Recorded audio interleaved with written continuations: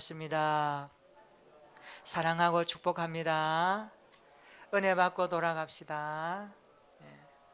작자 미상의 시 한 편을 소개합니다. 제목은 꿈이라는 시입니다. 보이지 않았고 존재하지 않는다고 믿었는데 넌 항상 그 자리에 넌 항상 존재했었네. 난 내가 있는지도 몰랐는데 난 내가 사라져버린 줄 알았는데 돌이켜보면 항상 있었고 돌이켜보면 항상 원했네. 이젠 널 찾으러 간다. 이젠 널 놓치지 않는다. 포기하지 않고 찾아갈게. 기다려줘. 나의 꿈, 나의 인생아. 이런 시입니다. 사람은 누구나 꿈을 발견하고 그 꿈을 성취하기를 원합니다. 꿈이 없는 사람은 한 사람도 없습니다. 인간은 태어나면서 숨 쉬는 순간부터 꿈을 향하여 살아갑니다. 삶의 의지는 꿈의 결과입니다. 살기 위해서 우리는 얼마나 몸부림치는지 모릅니다.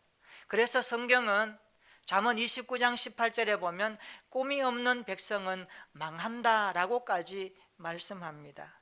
묵시가 없으면 백성이 방자히 행하거니와 율법을 지키는 자는 복이 있도다, 이렇게 말씀합니다. 이 하존이라는 이 단어가 영어 성경에는 비전, 꿈이라고 이렇게 번역되었고 개역 개정과 개역 성경에는 묵시라고 번역을 했습니다. 그리고 바른 성경에는 계시로 이렇게 번역을 했어요. 그리고 방자히 행한다, 이 말은 쉬운 성경에 백성이 제 멋대로 날뛴다 이렇게 말합니다. 여러분, 제 멋대로 날뛰면 걷잡을 수 없어요. 그러니까 꿈이 없는 사람은, 꿈이 없는 백성은 망할 짓을 골라서 날뛰고 살아간다, 이런 뜻입니다.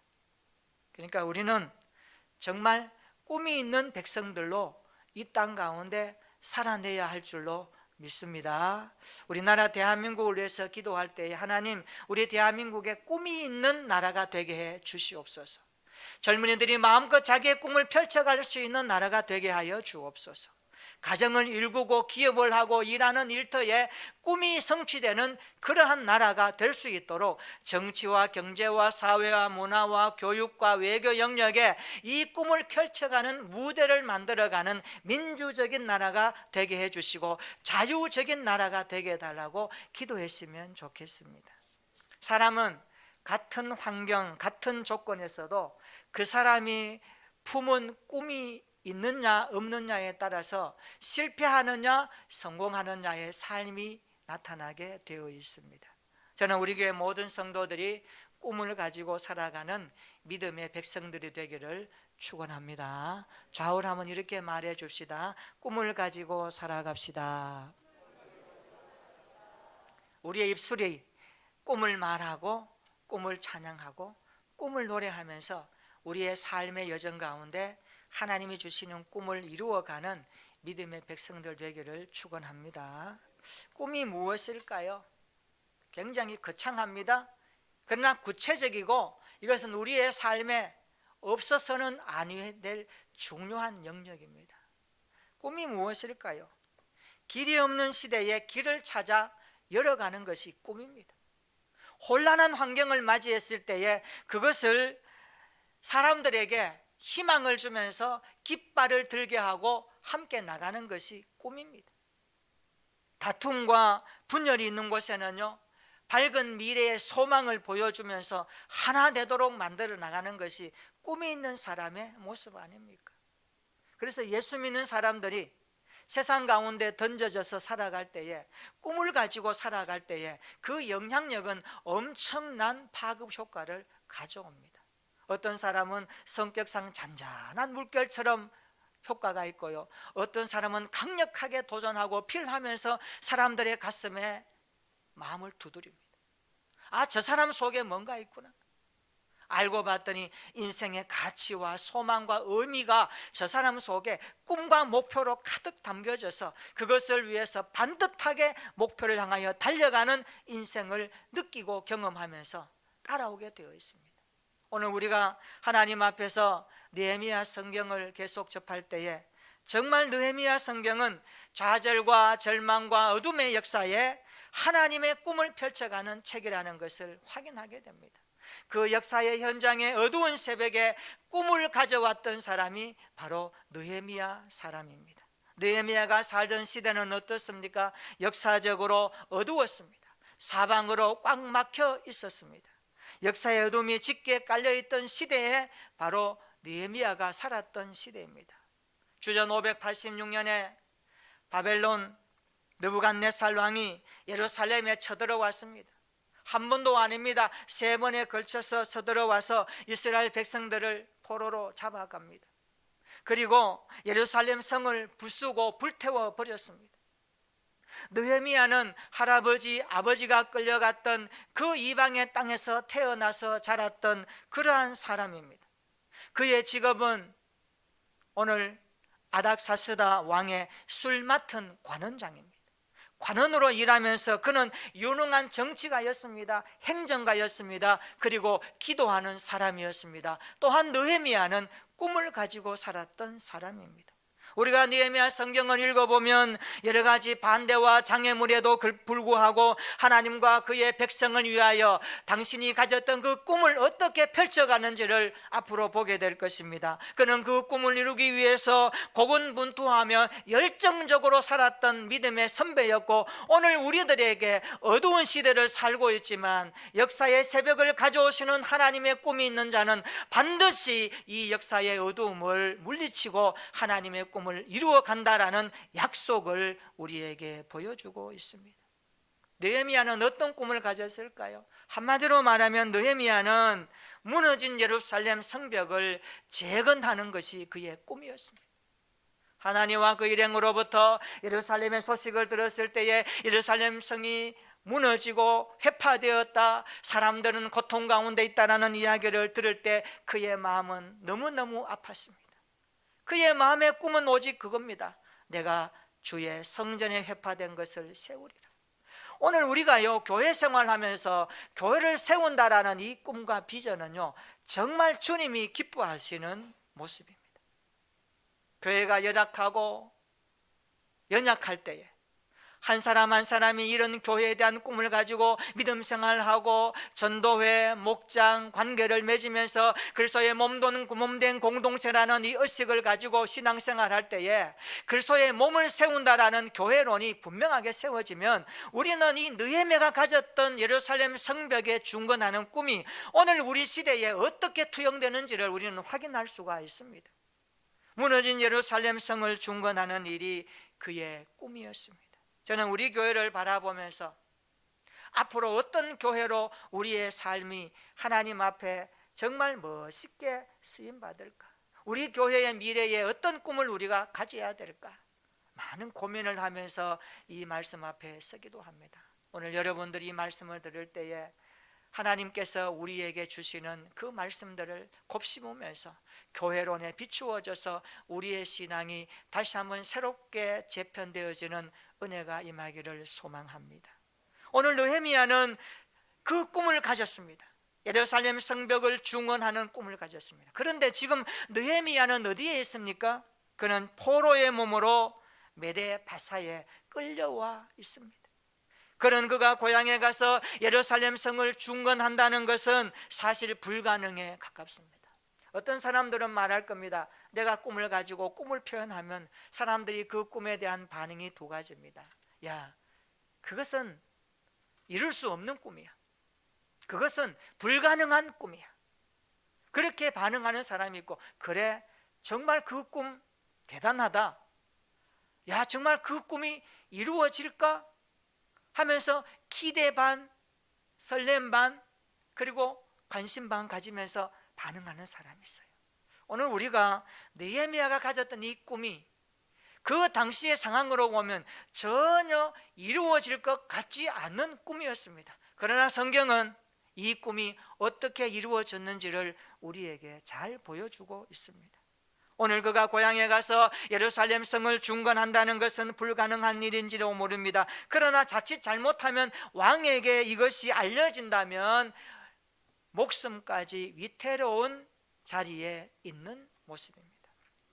그런데 오늘 느헤미야는 그 꿈을 가지고 어떻게 하는가, 이 부분을 좀 살펴봤으면 좋겠습니다. 느헤미야가 꿈을 가지고 살아갈 때에 어떻게 했는가? 첫 번째로는 오늘 본문에서 이렇게 말씀합니다. 느헤미야는 하나님의 때를 기다릴 줄 알았습니다. 꿈을 가진 사람은 때를 기다릴 수 있는 믿음이 있어야 됩니다. 따라서 합시다. 때를 기다려라. 하나님의 때를 기다려라. 꿈을 가진 느헤미야는 하나님의 때를 기다립니다. 우리는 그것을 볼 수가 있습니다. 느헤미야 2장 1절에 한번 보십시오. 우리 한번 읽어볼까요? 느헤미야 2장 1절 다 같이 읽어봅니다. 시작. 아닥사스다 왕 제20년 니산월에 왕 앞에 포도주가 있기로 내가 그 포도주를 왕에게 드렸는데 이전에는 내가 왕 앞에서 수심이 없었더니. 아멘. 그리고 1장 1절 한번 보세요. 기슬르월에 내가 수상궁에 있었다 그랬습니다. 여기 달이 나와요.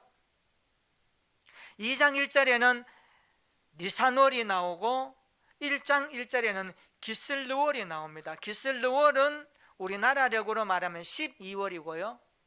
그리고 니산월은 4월 정도 해당합니다. 그러니까 1장과 2장의 시간적 차이는 4개월 간격이 있는 거예요. 4개월 간격. 이 말은 느헤미야가 예루살렘의 비참한 상황을 들은 시점과 그것을 가지고 왕에게 나아간 시점의 시간적 차이를 보여주고 있습니다. 4개월을 기다렸습니다. 4개월 동안 뭐 했을까요? 그냥 앉아 있었을까요? 그게 아닙니다. 느헤미야는 예루살렘의 비참한 상황을 들었고 그리고 울었습니다. 그리고 기도했습니다. 그리고 넉 달을 기다렸습니다. 우리는 하나님의 때를 기다리는 것을 배워야 됩니다. 꿈을 가진 느헤미야는 하나님의 때를 기다렸습니다. 꿈을 가진 사람은 하나님을 신뢰하기 때문에 그 하나님의 때를 기다릴 수 있는 믿음을 가지고 있습니다. 왜 기다려야 할까요? 기다림을 통하여 주님이 일하시기 때문입니다. 하나님을 신뢰하는 사람은 하나님의 때를 기다릴 수 있는 믿음을 갖추어야 합니다. 노아를 한번 보십시오. 노아는 120년 동안 방주를 기다리며 때를 기다렸습니다. 방주를 120년 동안 지으면서 그는 세상 사람들이 말하는 그 시선 아랑곳하지 않았습니다. 날마다 높은 산에 가서 뚝딱뚝딱 배를 짓는, 배를 만드는 노아를 향하여 사람들이 얼마나 말했겠습니까? 그러나 그는 세상의 소리에 아랑곳하지 않았습니다. 우리가요, 꿈을 가졌다라는 것은 굉장히 자기와의 싸움입니다. 우리가 목표를 가졌다는 것, 비전을 가졌다는 것은 여러 상황에 노출되어 있는 상황 속에서 얼마만큼 그것을 견고하게 붙드느냐, 이것은 중요한 의미를 담고 있습니다. 하나님은 아브라함에게 25년을 기다려라 하셨어요. 그가 75세에 그리고 100세 되기까지 아들 이삭을 주시기까지 25년 동안 기다리게 하셨습니다. 왜 기다리게 하셨을까요? 훈련 때문에 그렇습니다. 꿈을 담아내는 그릇을 준비하는 겁니다. 욥을 보십시오. 그는 고통의 터널을 지나갈 때마다 주님의 때를 기다렸습니다. 주님이 나에게 주신 고통의 의미가 무엇인가? 이 고통의 결말이 어떤 것을 의미하는가를 늘 욥은 성경을 통하여 우리에게 던져줍니다. 내 하나님이 아실 것이라고. 우리가요, 하나님 앞에 이런 신앙을 견지해야 됩니다. 다윗을 보십시오. 원수로부터 쫓기는 광야 생활 가운데서도 그는 주님을 신뢰하며 기다렸습니다. 그렇습니다. 약속에 대한 신뢰가 있으면 불안하지 않고 기다릴 수 있습니다. 그러나 약속에 대한 신뢰가 없으면 불안하기 때문에 기다릴 수 없어요. 꿈은 성급하게 이루어지지 않습니다. 시간이 필요합니다. 때가 필요합니다. 하나님은 느헤미야에게 때를 기다리도록 하셨고 느헤미야는 그 꿈을 가지고 때를 기다릴 줄 알았습니다. 우리도 하나님의 때를 기다릴 수 있는 굳건한 믿음이 있기를 주의 이름으로 축원합니다. 둘째로 느헤미야는 모든 상황 속에서 계속 기도했습니다. 꿈을 가진 사람은 계속 기도해야 됩니다. 기도하면서 그 꿈을 당금질해야 됩니다. 꿈을 계속해서 뿜어야 됩니다. 그래서 모든 상황 속에서 계속 기도하는 것은 꿈을 가진 사람이 해야 될 행동입니다. 따라서 합시다. 모든 상황 속에서 계속 기도하라. 여러분 어떤 목표와 꿈을 가지고 계십니까? 올 한 해 여러분이 이루어야 될 성취에 대한 목표물이 있습니까? 그것을 여러분이 품고 어떤 상황 가운데서도 여러분 가슴에 그것을 계속 품고 기도하면서 살아갈 수 있기를 주님의 이름으로 축원합니다. 말씀을 붙드는 곳에 길이 열립니다. 그런데 그 말씀을 붙들고 기도할 때에 상황이 준비되는 겁니다. 이것은 하나님 우리에게 주신 원리입니다. 꿈을 가진 사람은 어떤 상황 속에서도 기도하는 것을 쉬면 안 되는 것입니다. 1절에 한번 보십시오. 이전에는 내가 왕 앞에서 수심이 없었더니 라고 말합니다. 2절에 보십시오. 그런데 어찌하여 얼굴에 수심이 있느냐라고 왕이 말할 때에 느헤미야의 심적 상태가 어떻습니까? 내가 크게 두려워하여 그랬습니다. 이 두려워한 것은 뭡니까? 왕이 느헤미야의 슬픈 기색을 알아챘기 때문입니다. 왕 앞에 슬픔을 드러내는 것은 지극히 위험한 일입니다. 당시 페르시아 왕 앞에서 시중을 드는 사람이나 신하들이 만일 얼굴에 근심 띤 빛으로 나가면 그 순간부터 직위를 박탈당해야 하는 규정이 되어 있다고 합니다. 신하는 왕을 유쾌하게 해야 될 의무가 있습니다. 느헤미야는 왕 앞에서 근심스러운 얼굴을 보였으니 이것은 어찌 두렵지 않을 수 있겠습니까? 느헤미야가 지금 어찌 보면 생명의 위협을 당하고 있는지도 모릅니다. 3절 한번 보세요. 그는 왕을 높이고 이렇게 말합니다. 자신이 슬퍼하는 이유에 대해서 말합니다. 왕이여 만세수를 하옵소서. 내 조상들의 묘실이 있는 성읍이 황폐하고 성문은 불이 탔습니다. 그러니 내가 어찌 근심하지 않을 수 있겠습니까? 4절에 보십시오. 왕이 내게 이르되 그러면 내가 무엇을 원하느냐 하시기로 내가 곧 하늘의 하나님께 묵도하고 그랬습니다. 잘 보세요. 왕이 슬픈 기색을 보이고 있는 느헤미야를 알아차리고 너 무슨 일이 있니? 전에는 안 그랬는데 왜 그래? 라고 물으니까 느헤미야가 왕에게 자기가 슬픈 기색을 보인 이유에 대해서 말합니다. 그랬더니 왕이 뭐라고 합니까? 내가 무엇을 원하느냐? 라고 이렇게 질문해요.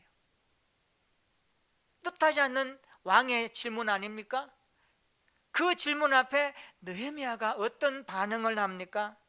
잘 보세요. 내가 무엇을 원하느냐라고 할 때에 느헤미야가 제가 고향에 가서 예루살렘 성을 중건하기를 원합니다. 이렇게 대답하지 않았어요. 그가 뭐라고 합니까? 느헤미야는 그 상황 가운데서 이렇게 말합니다. 내가 곧 하늘의 하나님께 묵도했다. 이 단어가 뭡니까? 이 묵도라는 단어가 두 가지 의미를 내포하고 있어요. 하나는 지난 4개월 동안 하나님께서 지혜를 주시고 준비하게 하신 것이 정말 내용이 맞는지 확인하는 시간입니다. 묵도했다는 하나님께서 지난 4개월 동안 내가 기도하고 왔는데 지금 왕의 이야기를 들으니까 정말 이것이 하나님께서 그렇게 하신 것인지를 그가 지금 확인하는 겁니다. 또 하나는 하나님께 자신의 깊은 속마음을 아뢰는 겁니다. 여러분 어떤 상황 속에 있을지라도 우리가 말은 안 하지만 우리의 마음의 언어로 하나님 앞에 기도할 수 있는 줄로 믿습니다. 기도는 그래서 시간과 환경을 초월합니다. 지금 여기서 기도하면 온 우주와 만물을 창조하신 하나님이 들으시고 우리가 어떤 곳을 향하여서 지목하여 기도하면 그곳에 일하시는 하나님이 들으시고 강력하게 역사하실 것을 믿으시기를 축원합니다. 그래서 기도는 성도에게 강력한 영적 무기가 되는 겁니다. 오늘 느헤미야는 하나님 앞에 묵도하며 기도합니다. 이것은 굉장히 중요한 메시지를 담고 있습니다. 그래서 아닥사스다의 마음을 하나님이 움직이시죠. 내가 무엇을 원하느냐?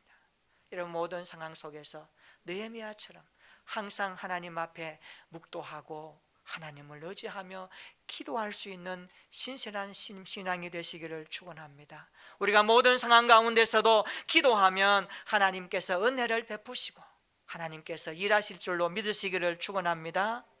우리는 이것을 6.25 전쟁 역사에서 좋은 교훈과 증거를 확인할 수가 있습니다. 여러분, 6.25 전쟁 얼마나 동족 상잔의 비극입니까? 미국도 우리나라 유엔군 깃발을 들고 참전했다가 3만 7천 명의 병사들이 죽었습니다. 그 어떤 젊은이들이 이국 땅에 와서 전쟁하다가 3만 7천 명이 죽었어요. 5만 명이 넘는 사랑하는 아들들이 부상을 입었습니다. 제가 언제 한번 여름 휴가 때 부산에 가니까 그 평화의 공원입니까? 예. 거기 가니까 6.25 전쟁에 대한 것들이 쭉 나와 있더라고요. 가슴이 미어져요. 야, 우리나라 대한민국이 지금까지 이렇게 온 것은 그냥 온 것이 아니다. 우리가 조국 강산 땅을 딛고 여러분 교회에서 또 나가고 집에서 교회 올 때에 여러분 땅을 딛고 오는 이 땅이요, 그냥 땅이 아니에요. 누군가는 이 땅을 위해서 희생했고 누군가는 피를 흘렸고 나라 사랑을 위한 그 모습이 이렇게 내려오는 겁니다. 이 나라 사랑이 그래서 중요한 겁니다. 6.25 전쟁 때 미국이 대한민국을 사실 안 도와줬으면 큰일 났죠. 어떻게 도와주었을까요? 왜 도와주었을까요? 많은 이유가 있겠지만 우방인 것 때문에도 있지만 어떤 계기들이나 이유들이 몇 가지 있습니다. 전국적으로 그때 6.25 동란 때 교회들이 많이 기도했어요. 그리고 부산 같은 경우에는 목회자들이 정말 눈물 흘리며 많이 기도했습니다. 그리고 또 하나, 그때 한국에 와 있던 선교사들이요 한데 모여서 미국의 트루먼 대통령에게 탄원서를 하나 올립니다.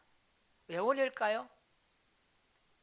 그들이 하나님 앞에서 탄원서를 이렇게 트루먼 대통령에게 올립니다. 그 탄원서 내용이 이런 겁니다. 한국의 기독교가 여태껏 일제치하에서 핍박을 받았습니다. 핍박받았죠.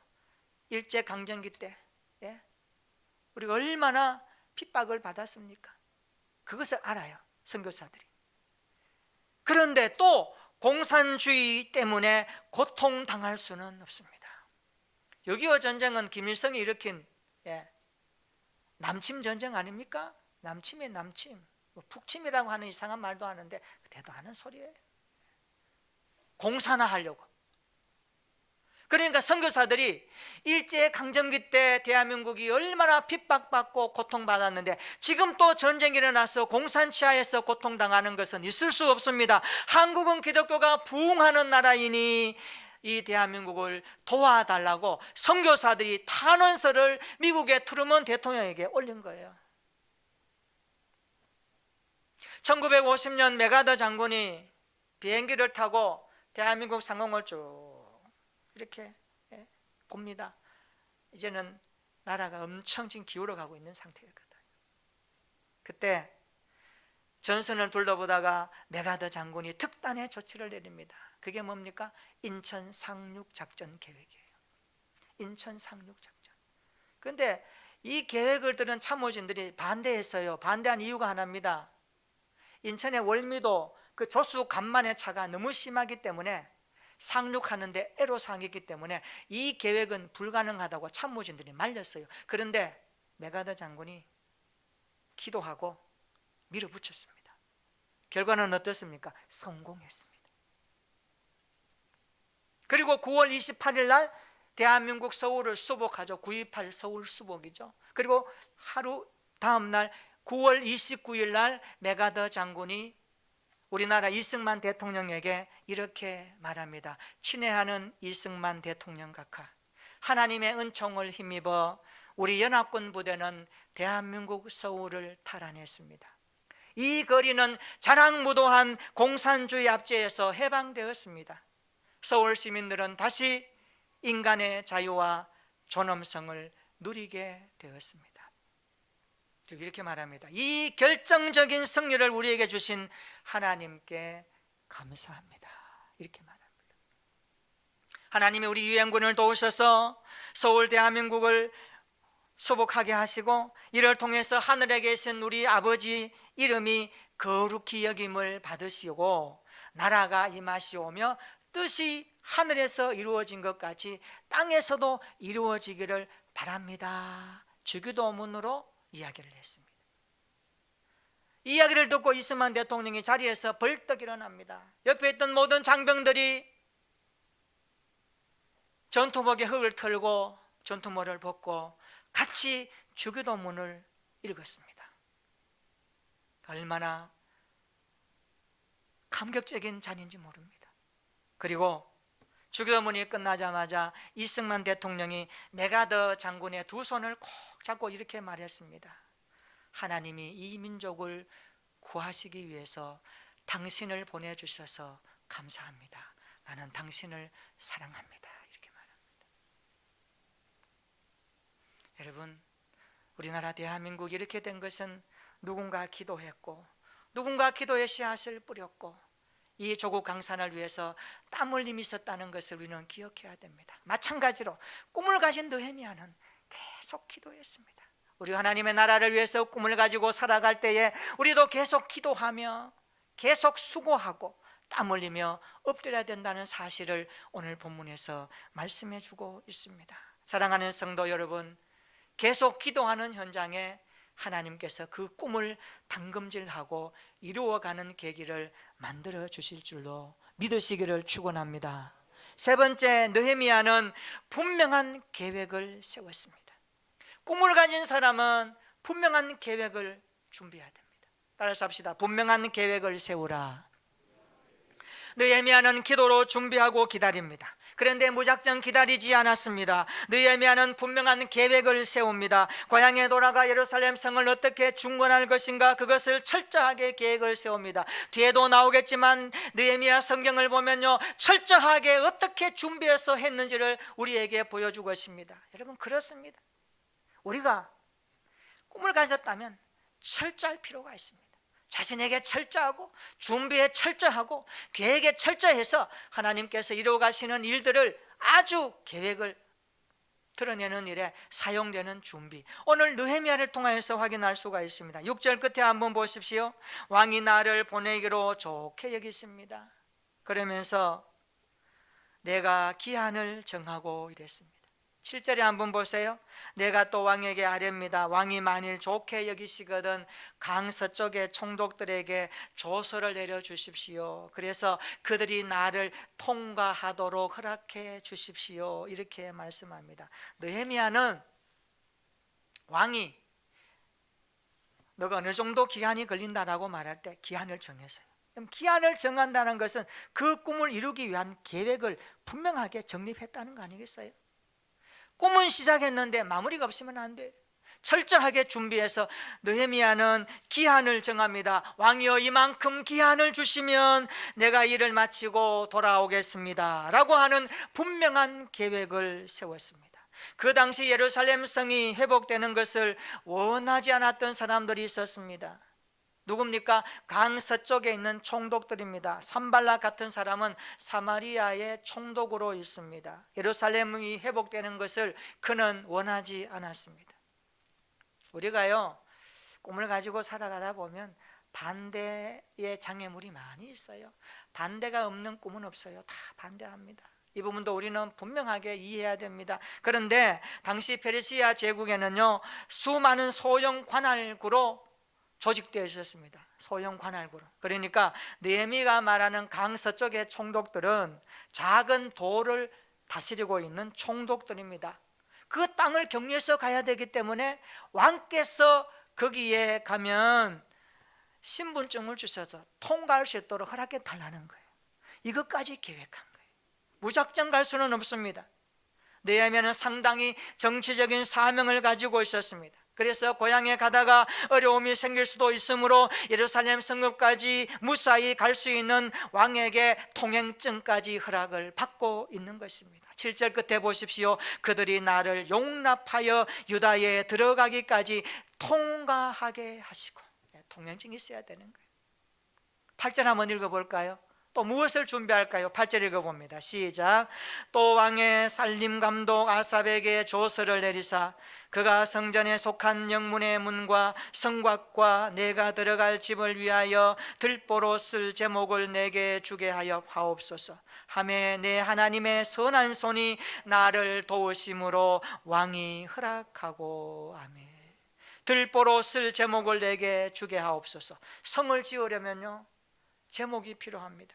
재료까지 달라고 말하는 겁니다. 느헤미야는 분명한 계획을 세우며 철저하게 준비합니다. 우리가 믿음으로 기도하고 하나님을 신뢰하는 삶을 산다는 것은 이런 것입니다. 분명한 계획을 세우고 살아야 됩니다. 올한 여러분의 영적 상태를 점검하면서 내가 이만큼의 꿈을 가지고 영적으로 성장하리라. 교회생활, 사회생활, 물질생활, 시간생활, 나의 삶의 모든 것들을 하나님 앞에 계획하고 꿈을 가지고 이만큼 나의 신앙을 올려내리라라고 여러분이 꿈을 가지고 목표를 정하면 그것을 철저하게 계획을 세워서 단위로 일주일로 우리는 준비해야 됩니다. 이것이 느헤미야를 통하여서 배우는 꿈을 가진 사람의 철저한 계획입니다. 그는 분명한 계획을 준비합니다. 기한을 정합니다. 신분증까지 요구합니다. 그리고 필요한 재료까지 준비하였습니다. 느헤미야가 자기 계획을 말했더니 왕이 뭐라고 합니까? 왕의 마음이 움직입니다. 뭐라고 합니까? 내 하나님의 선한 손이 나를 도우심으로 왕이 허락하고. 중요합니다. 이게 순서입니다. 꿈을 가지고 계속 기도하고 준비하면서 나가면 하나님께서 일하십니다. 어떻게 일하십니까? 그 꿈을 이루어야 될 관계 속에 있는 사람들을 움직이십니다.